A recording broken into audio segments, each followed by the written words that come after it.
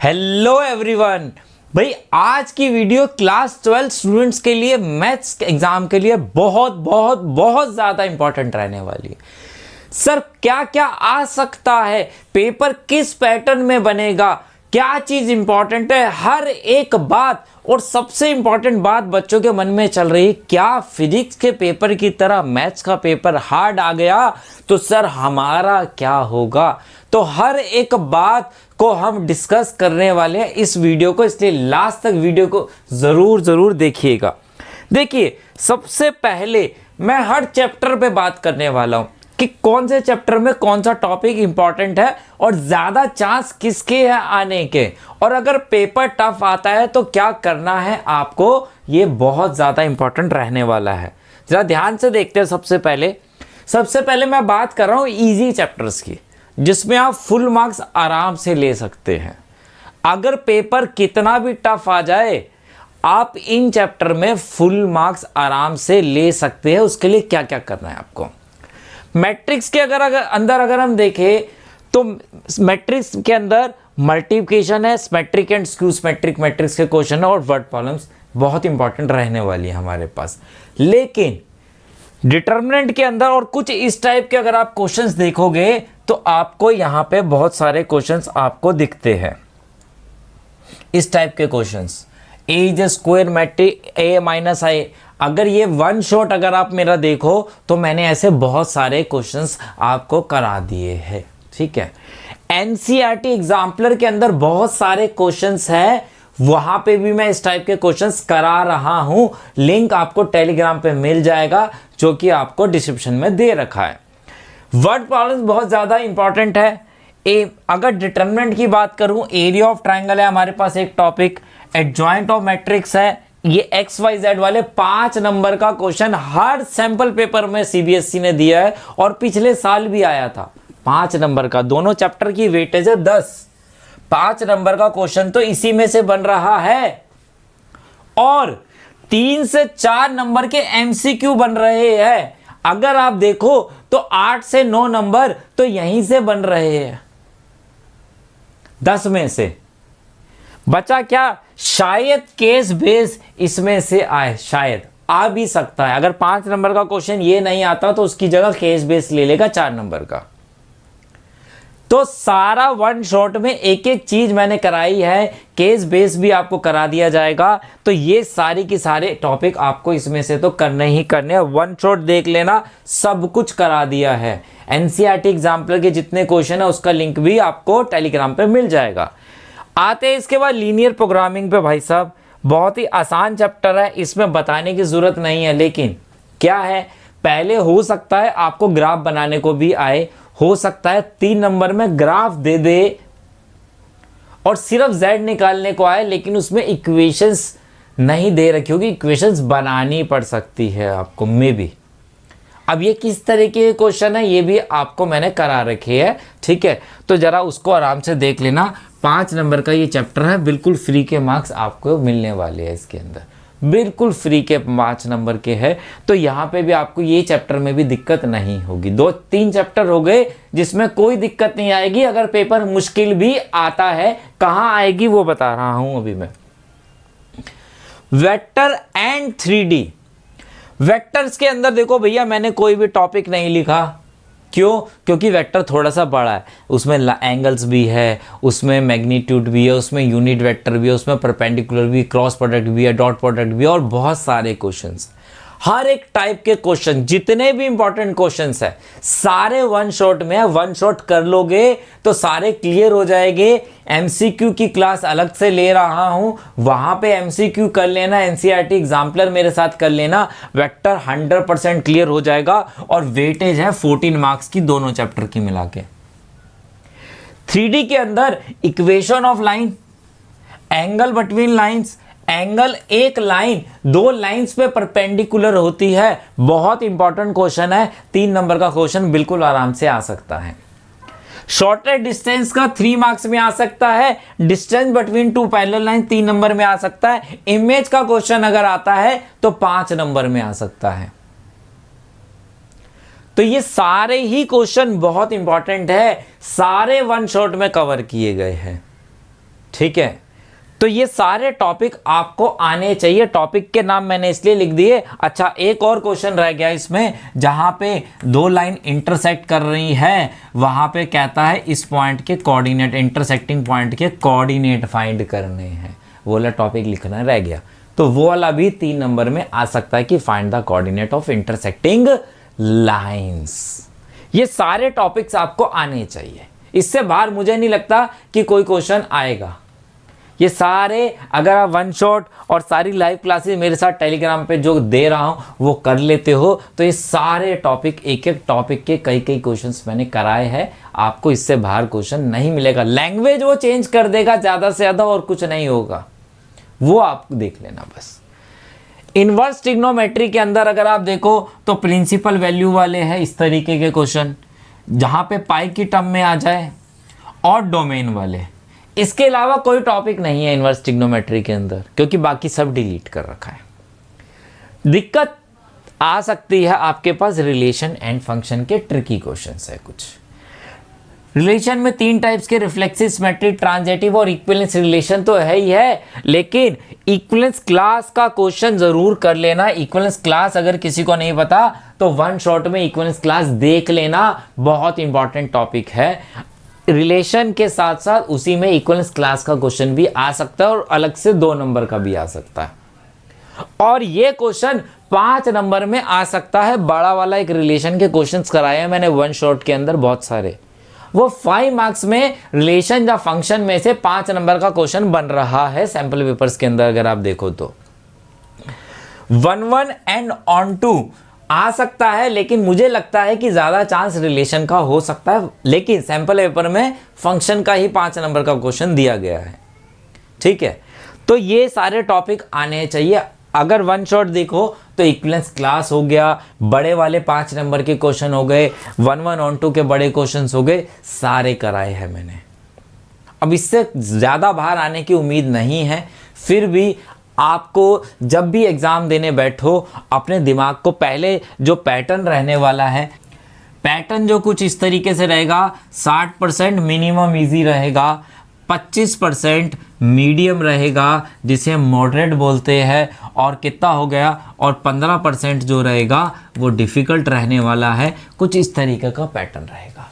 हो सकता है ये मॉडरेट 25 से 15 भी हो जाए, लेकिन हम इसे 25 मान के चल रहे हैं। सबसे दिक्कत यहीं पे होती है हमारे पास, जब ये, क्योंकि ये टाइम कंज्यूमिंग ज़्यादा हो जाता है। 3 नंबर के क्वेश्चन अगर बड़े हो गए तो वहाँ हम फंस जाते हैं। तो ये चीज़ें आपको थोड़ी देखनी पड़ेगी। तो यहाँ पे मैं हर तरीके के इसलिए वन शॉट में सारी चीज़ें कवर करा रहा हूँ, इसलिए एमसीक्यूज़ भी करा रहा हूँ कि एमसीक्यू में टाइम ज़्यादा ना लगे। 200 एमसीक्यू जब आपने कर रखे होंगे तो आपसे फटाफट सारे एमसीक्यूज़ बन जाएंगे। कॉन्सेप्ट क्लियरिटी होगी तो एमसीक्यू साथ के साथ बन जाएंगे। एप्लीकेशन ऑफ इंटीग्रेशन इसके बाद करेंगे, करना है। देखो ये सारे चैप्टर अभी तक देखे आसान थे। रिलेशन एंड फंक्शन कुछ बच्चों को बोरिंग लगता है, लेकिन मेरी कोशिश रही है कि वो बढ़िया तरीके से आपको कराया जाए। इसके बाद आता है application of integrals. Basic integration अगर आपको आता है तो ये चैप्टर आपके लिए बहुत आसान है। इसके अंदर जो आपको क्वेश्चंस जिस टाइप के करने हैं, सर्कल और लाइन के कर लेना, पैराबोला और लाइन के करना है, एंगल बिटवीन मॉडुलस का है ना, जैसे y = mod x का क्वेश्चन है कोई, इस टाइप का कर लेना। ये सारे इंपॉर्टेंट क्वेश्चन है, ठीक है। और कौन सा हो गया भाई, पैराबोला लाइन का हो गया, एलिप्स का रह गया इसमें, एलिप्स और लाइन का, एलिप्स एंड लाइन।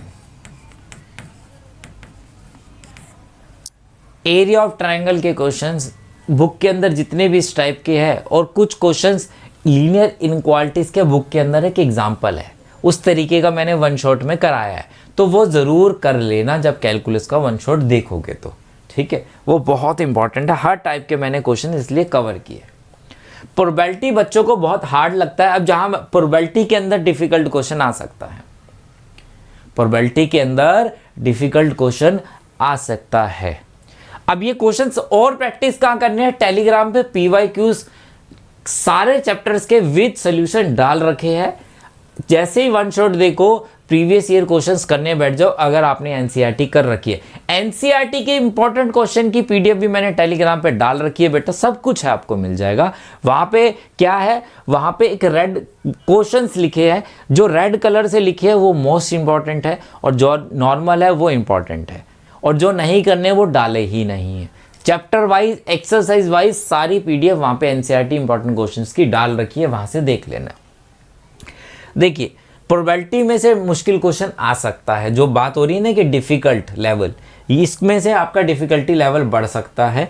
पिछली बार केस बेस बहुत घुमा के आया था, बहुत सारे बच्चों को केस बेस में से इसमें क्वेश्चन बन रहा है, जो बहुत सारे बच्चे केस बेस इसका नहीं बना पाए थे। क्वेश्चन आसान था लेकिन लैंग्वेज बहुत मुश्किल थी उसकी, जो बच्चों को लगी, क्योंकि 3 घंटे जब आप बैठे होते हो पेपर के टाइम पे और जरा सा भी मुश्किल कोई चीज़ नज़र आती है तो दिमाग का क्या हो जाता है भाई, तोते उड़ जाते हैं।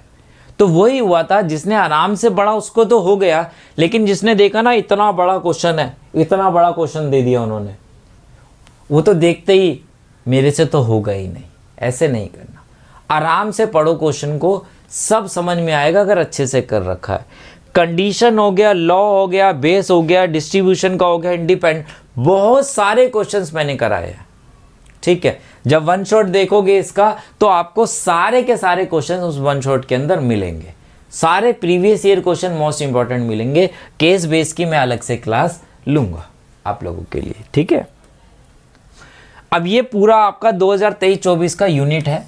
ठीक है, ये आप देख सकते हो कि कौन कौन सा चैप्टर यूनिट कितने कितने नंबर की आने वाली है, इसमें सब कुछ है। मैंने जबकि चैप्टर वाइज आपको अलग अलग करके दिखाया है, क्योंकि कैलकुलस की मैंने वेटेज नहीं डाली चैप्टर वाइज, क्योंकि वो नहीं बता सकता मैं, ऊपर नीचे चलती है इसके अंदर।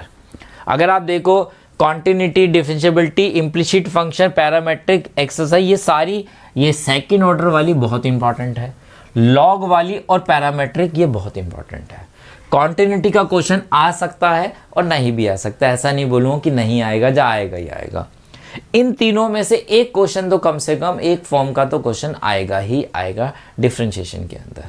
ठीक है, तो ये एक्स्ट्रा क्वेश्चन बुक से नहीं, एक्स्ट्रा करने बहुत ज़रूरी है। पीवाईक्यू लगा लेना, वन शॉट में मैंने बहुत ज़्यादा क्वेश्चंस कराया पीवाईक्यू, लेकिन पीवाईक्यू की पीडीएफ से करोगे तो ज़्यादा मज़ा आएगा, सारे क्वेश्चंस आपको मिल जाएंगे। एप्लीकेशन ऑफ डेरिवेटिव में रेट ऑफ चेंज, अब कहाँ मुश्किल क्वेश्चन आ सकता है, इसमें से आ सकता है, इस चैप्टर में से मुश्किल लेवल बढ़ा सकते हैं, लेकिन इसमें से अगर आप देखो तो 4 नंबर का केस बेस का क्वेश्चन बन रहा है, और इसकी केस बेस भी पिछले साल थोड़ी सी टिपिकल आई थी, बच्चों को क्वेश्चन समझने में प्रॉब्लम हुई थी, तो इसलिए मैं केस बेस की क्लास में जब प्रोबेबिलिटी और इसके क्वेश्चन ज़रूर आपको कराऊंगा। ठीक है, रेट ऑफ चेंज पूरा टॉपिक कवर किया हुआ है मैंने भी, आप उसकी वन शॉट देख लेना। इंक्रीजिंग डिक्रीजिंग के बहुत सारे क्वेश्चन, ट्रिग्नोमेट्री फंक्शन के हो या पॉलिनोमियल को सारे कराए हैं। Local maximum minima, absolute maximum minima और वर्ग प्रॉब्लम, ये सारी आपको मिल जाएगी चैनल के ऊपर, हर तरीके के अलग अलग क्वेश्चंस। सिर्फ यही नहीं करना कि जैसे कराए हैं सिर्फ वही करने हैं, जब पेपर में कोई क्वेश्चन चेंज हो जाए तो सोचो, कॉन्सेप्ट चेंज नहीं होता बेटा, करने का तरीका चेंज नहीं होता, करने का तरीका वो ही रहता है। आपको सिर्फ क्वेश्चन को पकड़ना है कि पूछा क्या है, लैंग्वेज के चक्कर में कंफ्यूज नहीं होना है, आता सब होगा आपको, जो डिफिकल्ट लगता है, और अगर डिफिकल्ट आता है या कोई आउट ऑफ सिलेबस क्वेश्चन आता है तो आपको ग्रेस मार्क्स मिलते हैं, इतनी टेंशन मत लेना पेपर के अंदर। पहले वही करना है जो जो जो आता है, उसके बाद वो करना जो नहीं आता है। इंटीग्रेशन के अंदर, इनडेफिनेट इंटीग्रेशन के अंदर 7.2 आपको आनी चाहिए, partial particular solution 7.4, 7.5 partial fraction, by parts हो गया 7.7 के फॉर्मूलाज आने चाहिए। क्यों? क्योंकि अगर ये 4 एक्सरसाइज आपको आती है तो आप पूरा डिफरेंशियल इक्वेशन कर सकते हो, जिसके अंदर ऑर्डर डिग्री हो गया, वेरिएबल सेपरेबल, होमोजीनियस, लीनियर आने के बहुत ज़्यादा चांस रहते हैं। ऑर्डर डिग्री का एक क्वेश्चन आएगा ही आएगा। अगर ये 4 एक्सरसाइज आपको आती है तो पूरा डिफरेंशियल इक्वेशन आपको आता है, समझ लो। जब इसको करने के बाद इसको सीधा करोगे तो सारे क्वेश्चंस आप एक बारी वन शॉट देख लोगे, तो सारे क्वेश्चंस आप लगा पाओगे। कौन सी फॉर्म है, होमोजीनियस है, पहचानने में प्रॉब्लम होती है, लीनियर है, वेरिएबल सेपरेबल है, हर चीज समझाइए, आराम से करना। इसको करने के बाद इसको कर सकते हो, ठीक है। डेफिनेट इंटीग्रेशन का क्वेश्चन, अब पिछली बार क्या हुआ कि भैया इसमें एक क्वेश्चन आया, इंटीग्रेशन के 2 क्वेश्चन आए, घुमा दिए उन्होंने, कोई कॉन्सेप्ट से बाहर नहीं थे, लेकिन बच्चों ने आज तक वैसे क्वेश्चन देखे नहीं थे। लेकिन जिन्होंने थोड़ा सा दिमाग लगाया, जिसका कॉन्सेप्ट क्लियर था, जिसकी क्वेश्चन और प्रैक्टिस ज़्यादा थी, उसने तुरंत कर लिया, और वो बहुत छोटे थे। एक होता है कि इनडेफिनेट के अंदर क्वेश्चन बहुत बड़े होते, वो 4-5 3-4 लाइन के क्वेश्चन थे, 3-3 नंबर के, लेकिन बच्चे क्वेश्चन समझ ही नहीं पाए कि स्टार्टिंग कहाँ से करनी है। तो घबराना नहीं है, घबरा गए तो समझ लो क्वेश्चन नहीं बनेगा। डेफिनेट इंटीग्रेशन के अंदर 7.10, 7.11 और मिसलेनियस एक्सरसाइज कर लेना, ज़्यादातर कंप्लीट हो जाएगा। और वन शॉट देख लेना सारे एक्सरसाइज से, जितने बाहर एक्स्ट्रा क्वेश्चंस पीवाईक्यू में इंपॉर्टेंट है वो सारे कराए हैं मैंने।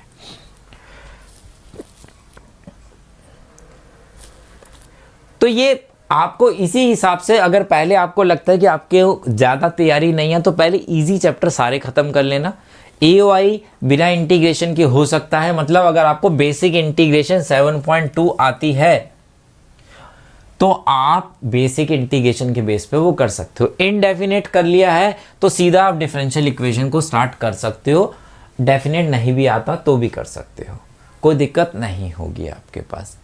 तो पेपर का पैटर्न में जितने मर्जी आगे पीछे क्वेश्चंस कर ले, आपको सिर्फ लैंग्वेज को पकड़ना है। प्रोबेबिलिटी हो गया, इंटीग्रेशन हो गया, AOD हो गया, इनमें ही थोड़े क्वेश्चन आगे पीछे करेंगे, बाकी सब आपको जितना मर्जी आप घुमा ले, हर टाइप के क्वेश्चंस आपको कराए गए हैं। तो आप सिर्फ लैंग्वेज पे ध्यान देना, आपको सब कुछ आता होगा बेटा, ठीक है। घबराना नहीं है, हर चीज़ आपको मिल जाएगी, ठीक है। चैनल पे, टेलीग्राम पे सब कुछ है, सारी PDF है, वहाँ से डाउनलोड करो और क्वेश्चंस की प्रैक्टिस स्टार्ट कर दो। NCERT एग्जाम्पलर को मैं करा रहा हूँ, MCQ आपको ऑलरेडी करा रहा हूँ, वन शॉट करा रहा हूँ, तो सब कुछ आपको कराया जा रहा है। रिवीजन में केस बेस आपको मिल जाएंगे, सेशन रीजनिंग मिल जाएंगे, तो आपको टेंशन लेने की कोई ज़रूरत नहीं है। सिर्फ आपका काम है पढ़ना, 10 से 12 घंटे दिन में कम से कम पढ़ना है। 7 आवर्स अगर आप रात को सोते हो, 1 घंटा दोपहर में सोते हो, 8 घंटे हो गए, बाकी टाइम 3-4 घंटे निकाल दो, तो आपका काम सिर्फ और सिर्फ पढ़ना है और मेरा काम है पढ़ाना। दोनों मिलके पेपर को फोड़ने वाले हैं, ठीक है। चलिए मिलते हैं बेटा नेक्स्ट वीडियो में, बाय बाय, टेक केयर।